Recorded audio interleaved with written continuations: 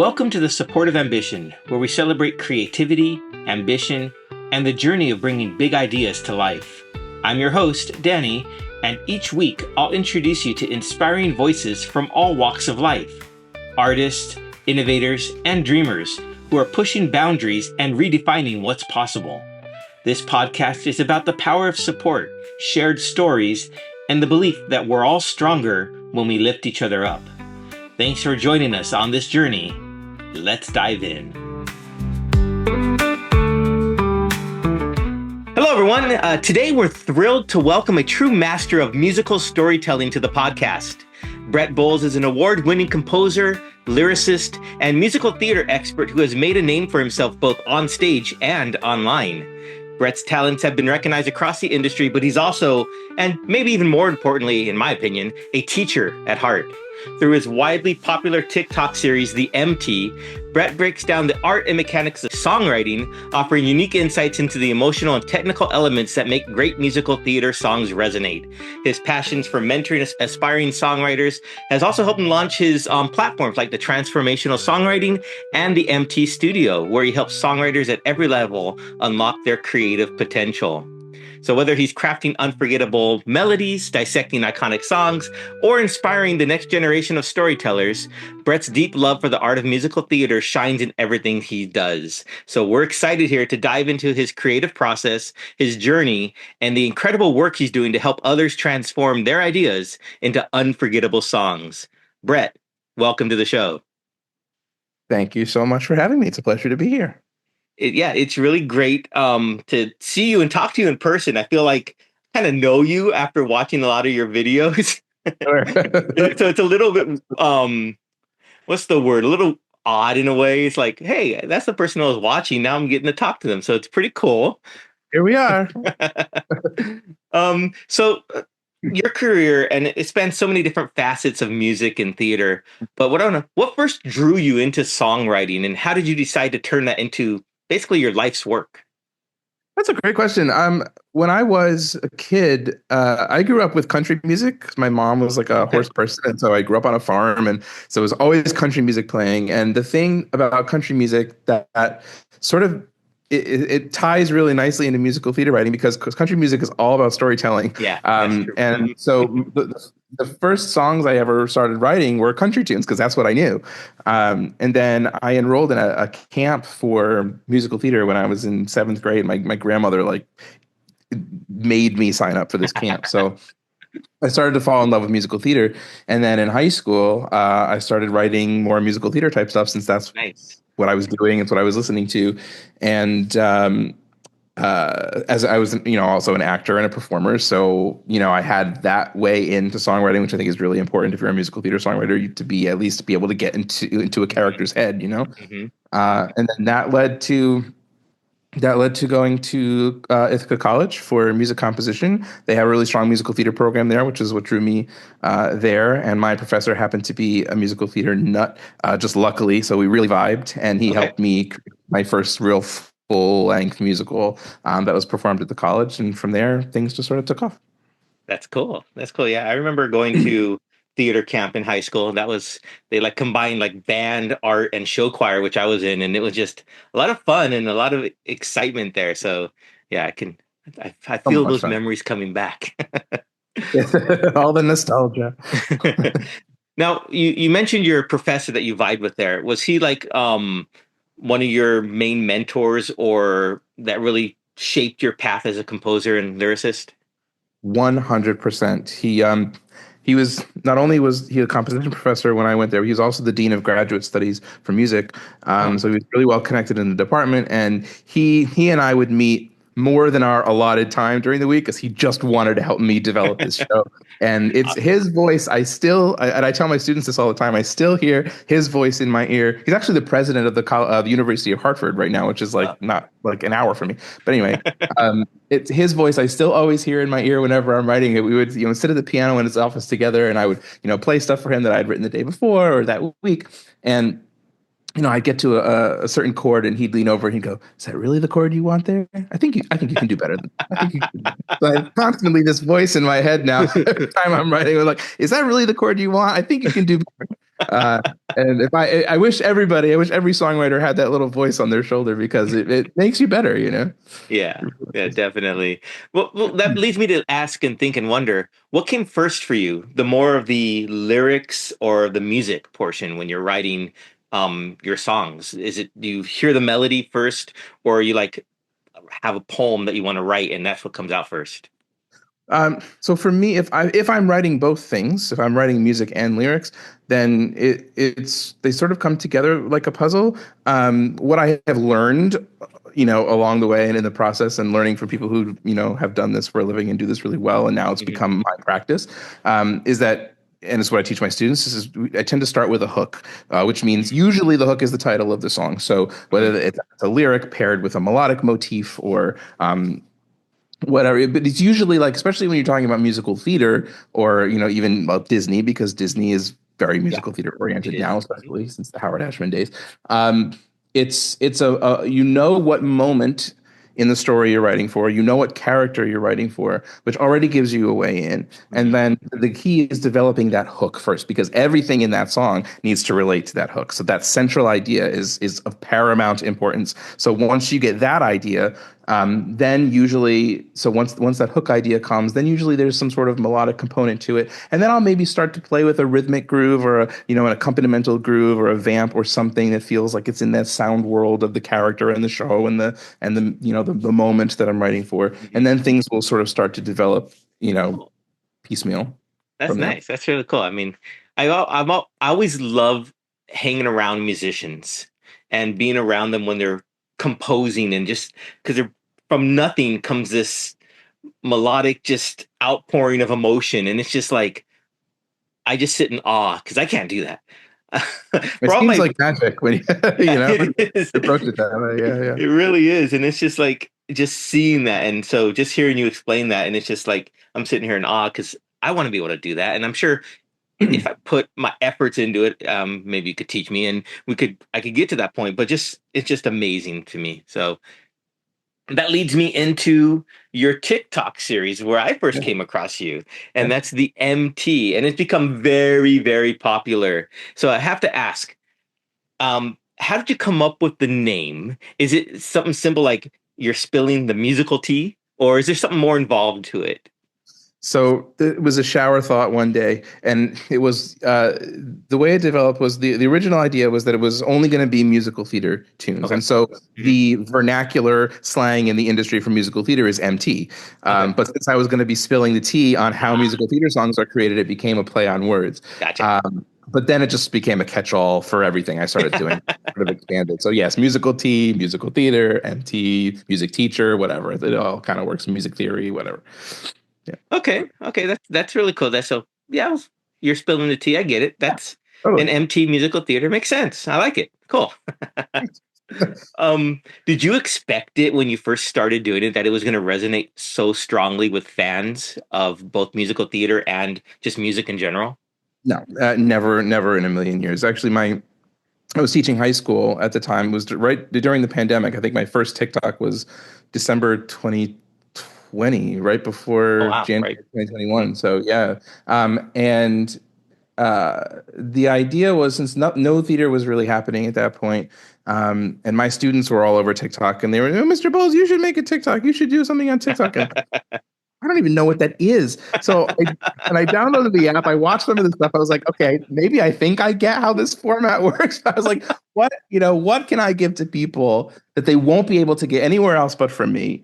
And how can I combine my love of teaching, my love of songwriting, my background as a performer? Like, how can I do all of those things? And so the idea I had was, well, why don't I pull back the curtain or peel back the curtain on the songwriting process, because Mhm. nobody really does that. And Mhm. and why don't I teach people about why they love the songs that they love from a songwriter's perspective, so they're hearing it right from the horse's mouth. Yeah. Like, this is the way we think when we write things. And I thought, if I can teach a few hundred people about this, that would be great. Um, that certainly snowballed into something else, but no, I never expected it to, not in a million years. Well, I think, and at least for me, it really did. And I think I mentioned this to you once. It led me to a better appreciation of the songs. Hearing them broken down the way that you do. And I think that's mainly probably what you're aiming for, is people to appreciate that songwriting, the skill and artistry that goes into it. So it's really cool. Yeah, that's the goal. My real goal with this was to try to make this as accessible as possible to people who Mm-hmm. don't have the musical jargon or the musical vocabulary to listen to some music theorist try to explain these things. It's like, how can I simplify this and make it so that anybody can understand this, even if they have no musical experience really or musical background? And so hearing that, like, that is one of my favorite comments to get, is like, I hear music with new ears now, and I have a whole new appreciation for how this stuff works. And I don't have any musical, background really, but I understand what you're telling me. Like, that stuff, that makes my world. I get so happy when I hear those things, because that is the mission. That's awesome. Well, mission accomplished so far. So, how do you pick what songs to analyze? Is there also a particular song or moment that you're like, hey, all the fans love that one. Maybe I should continue with that.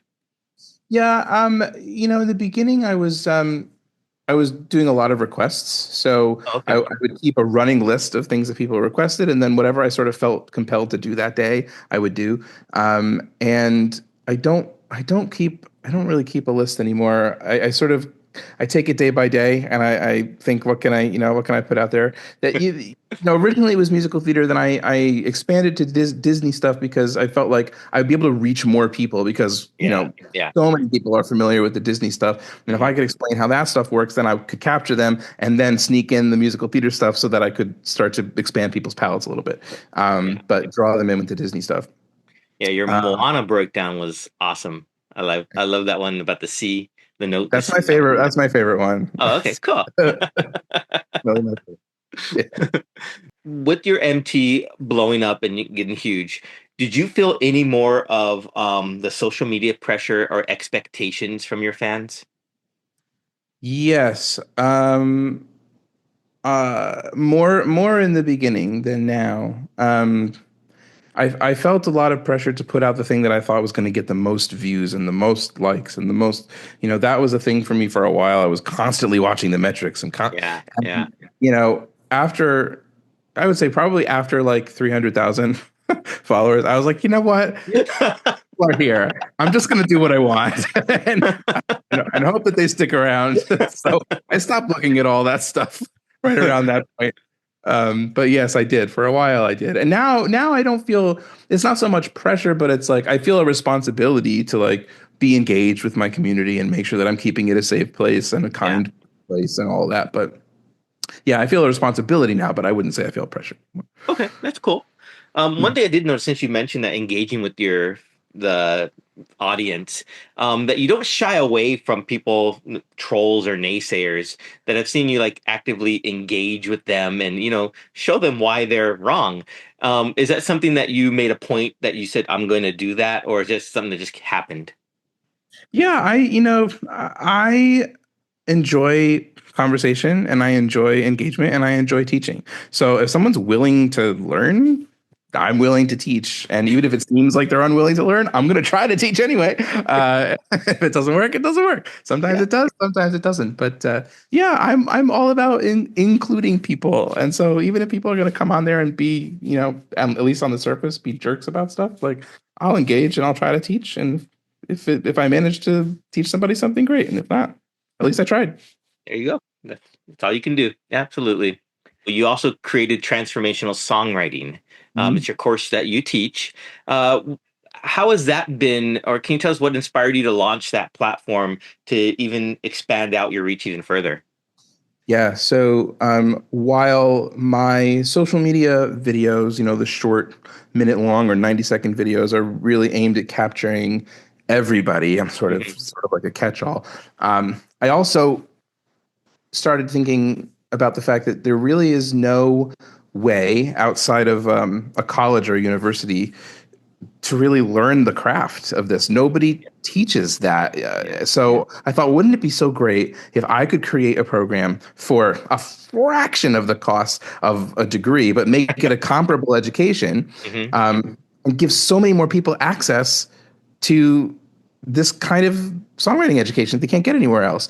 And so that quickly became a mission for me as well, was to help songwriters learn and master the craft of songwriting, and give them a community in which to do that, like a really safe space with a Yeah. lot of people who Yeah. are like-minded and who are doing the same thing. And I was I left my public school job in June of 23, and in that that previous October I had started thinking like I love the kids at my school job, and I love teaching music and choir, and it was fun for me, but it was like I'm working. It was a top-notch choral program. There's a musical every year, and so you're working these 12-hour days, 14-hour days. The pay is crap, in Yeah. public education. Mm-hmm. So while I love the kids, it was like I'm not serving people to my fullest potential here. Yeah. So how can I do something where it allows me to reach people on a global level, really get more involved with them, and allows me to live a life where I can actually spend the time doing that. So that's why I launched this program, and it has changed my life. It has changed the lives of the students that are in it. We've had at this point it's probably 130, 140 people come through, Wow. That's cool. and it's been the true blessing and joy of my life being able That's to do awesome. I mean, yeah, you took that chance on yourself, really, and you said, "I'm going to do it," and you went for it. That's commendable. That's awesome. A that. lot of Scary. people are kind of afraid to do that. Yeah, it was very scary. My one of my professors in grad school, his name is Patrick Ermlich, and he taught this brand and identity course at Berkeley, which was worth the price of everything that I paid to get half of that degree. But he said something. We had this big discussion about how as human beings, we're so hardwired to make choices based on our circumstances. We make choices based on what we have or don't have. We choose to do things based on that, and as a result, we are whatever. We're overworked, we're tired, we're underappreciated, whatever. And so what he said is that in order to be fulfilled in life, you have to flip the script and start from who you want to be. Who is the person you want to be? What kind of choices do you have to make to align with that person? And at the end of the day, if you do those things, you will have the things that you want in life. And then the trigger was he goes after one class, he said, do something unreasonable today. So all of that stuff mixed together made me submit my resignation to my high school job the Wow. next day. Okay. And I was like, I'm going for it. And Yeah. so I took a chance on myself and I did the thing and it worked out. So. He was like, I said unreasonable, not that. He was like, I was so funny. I met him at a networking event he ran a few months ago, and I was there. I went up to him and I talked to him for 15 minutes or so, and he was like, I have to tell you, Brett, you are one of maybe 2 or 3 people who took that advice and really ran with it. I just couldn't. I can't believe it, and I'm so happy that you have. That's awesome. um, with your songwriters and your students in your transformational songwriting classes, do you see like a common hurdle that they all face, and how do you help them get through that or break through that, I guess? Yeah, the by far the biggest thing is people who they start songs and they don't finish them. There's that bolt of inspiration that strikes, and you get a verse done, or you write a chorus, and then it just kind of goes away. And two main reasons for that. One is you don't really have the tools or the techniques to be able to push through the times when the inspiration isn't there. Mm-hmm. And 2 is the process, right? You don't have a process to follow. So that's really what I try to help songwriters with, is like, how do I structure a song? How do I plan the song before I start writing it so that everything is in place and the song is then just screaming to be written and everything is there. And so once they have a process to follow, and once they have all these tools and techniques at their disposal, it becomes a lot easier to then start finishing the things that you write, and with gentle accountability, obviously, from me and from the group. And there is a financial component involved, which I think is super important for folks, because when you financially invest in yourself, you are way more likely to do the thing that you say you're going to do. That's why college works. That's absolutely true. Yeah. If you're just like, oh yeah, I'll get it done, or if you're already invested in it, yeah, you're going to make sure you see it through. Yeah, yep. Absolutely. So let's change gears a little bit. Let's talk a little bit about songwriting itself and the anatomy of a memorable song, if you don't mind. Um, I guess I already asked this for you. You said they both come together as like a puzzle. What? But I guess in your opinion, what truly makes a song memorable? Something that stays with the audiences long after they hear it. I think there's a number of things that go into this. So the first thing that I would say is there has to be a balance of repetition and variation, right? So you have to have enough repetition that the listener has something to grab onto, but enough variation that we can maintain listener engagement throughout the course of Yeah. the song. So that's definitely something. So the hook of the song, that should be catchy and that should be repeated so that we have something in our heads and we can anticipate something, and when it happens, it's like surprising but inevitable. Like we know it's coming and we're happy that it's there. The other thing is usually we try to create songs that have what I call prosody in them, prosody. And that means that the music and the lyrics are all telling the same story. So the lyrics are supporting the music is supporting the lyric. So that, I mean, the easiest example of this is text painting. So, if we're singing about looking up towards the sky, the melody should probably be moving in an upward trajectory, right? So it's like sort of simple things like that. There are more complex forms of this in terms of like what kinds of rhythms are you using? How many lines does your stanza have? How many words does your stanza have? What kinds of rhymes are you using to create more instability or stability in your lyric? So there's all sorts of things that go into making a song memorable. I think repetition, variation, and structure are two of the biggest things. Very cool. That makes sense. I mean, perfect sense to me. So where do you see, since you are deeply involved in the craft of musical theater, where do you think the future of musical theater is heading? I know we see like lots of like, with like Hamilton, and I'm not as keyed into musical theater as I would like anymore, but you get the classics, Guys and Dolls is just one of my favorite because I was actually in that one, but stuff like that. Where do you see the trends going, especially as it comes to songwriting and storytelling? Well, yeah, that's interesting. So, I'm trying to see how to put this as succinctly and non-controversially as possible. Well, there are a couple things happening. So, as far as the industry goes, I think there is an effort. Look, it's a business, right? It's all about making money. Mm-hmm. So producers want to know that the show that they're putting up is going to recoup its investment, or they at least want to do as much as they can do to make sure that the show is going to recoup its investment, at least, if not make money. So for that to happen, you need either a known property. So something that's either a revival that's been done before or something that's been adapted from a known property, or you need a really established writer like a Lin-Manuel Miranda or a Stephen Schwartz or an Alan Menken or somebody like that. And you need some kind of A-list celebrity to be in the show that's going to sell tickets. So like these are like the money-making aspects of it. So it's less normal right now to see brand new original material on Broadway, if we're calling Broadway the end all be all, which you could argue with, but for the sake of argument, let's just say that's like the end result, right? We want our show to be on Broadway. Well, yeah. So that's what we're looking at, and so it's less normal to see purely original stuff there, just because the chances of making money aren't.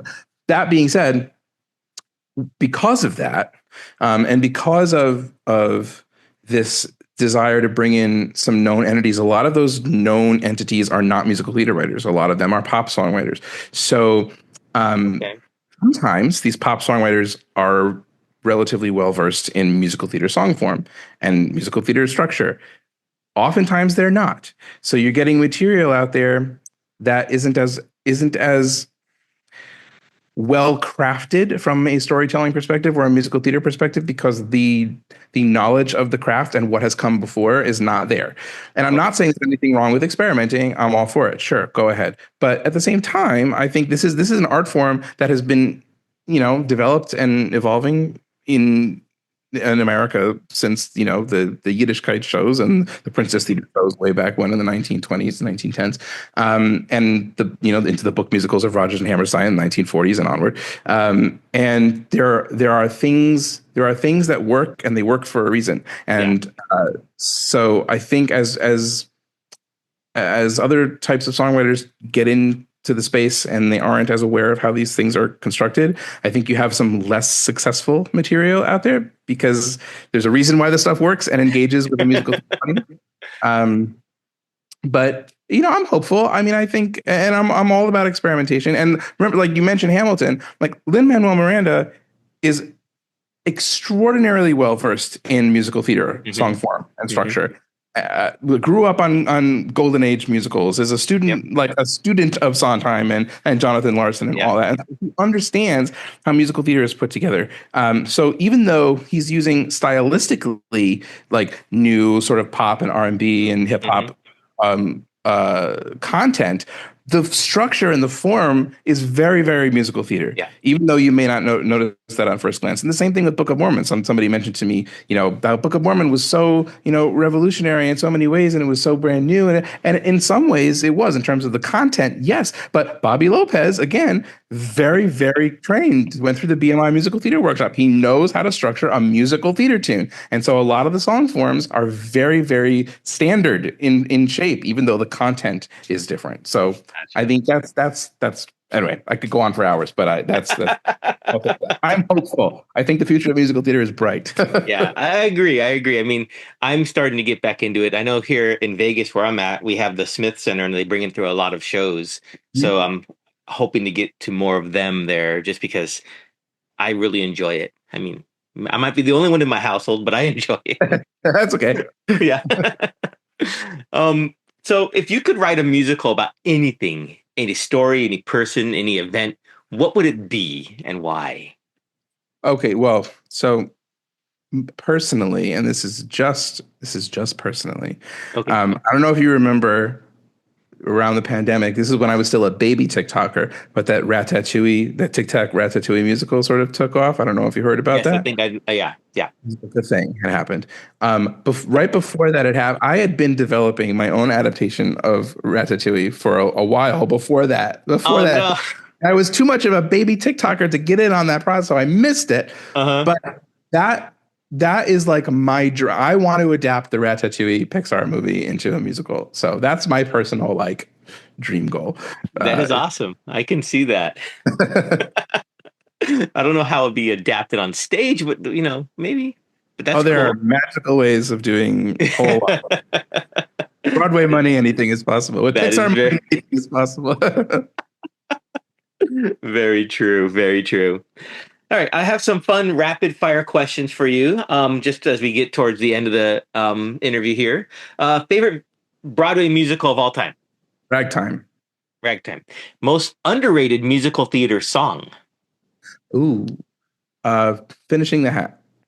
What is that from? Because I have never heard that one. Sunday in the Park with George, Steve Sondheim. I saw that in high school.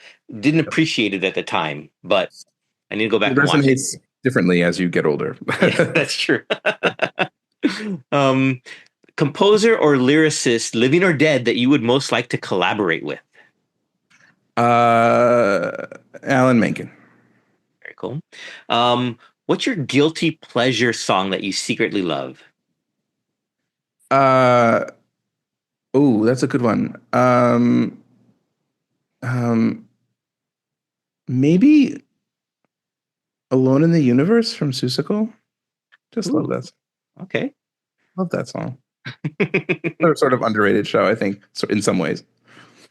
Well, before we go, how can listeners connect with you, or where can they dive into more of your work and learn more about you? What's the best place for them to do that? I mean, I really just have the social media stuff. It's really just Instagram. Instagram is the best way. I just feel like the most engaged people are there, and everything that I'm doing in my life, I post on there. So I would just say at the Brett Boles on Instagram is the best way, or at Brett Boles on TikTok. But who knows how long TikTok's going to be around? So. Thank you. Well, Brett, this has been such an incredible conversation. Thank you so much for sharing your insights and your creative process and all those little behind the scene gems that you gave us. And since, you have the MT, and I have to ask, can you close us out with your catchphrase? Absolutely. All right. It's been a pleasure being here. Pleasure talking to all of you. I hope I taught you something today. I will see you soon. And that's the MT.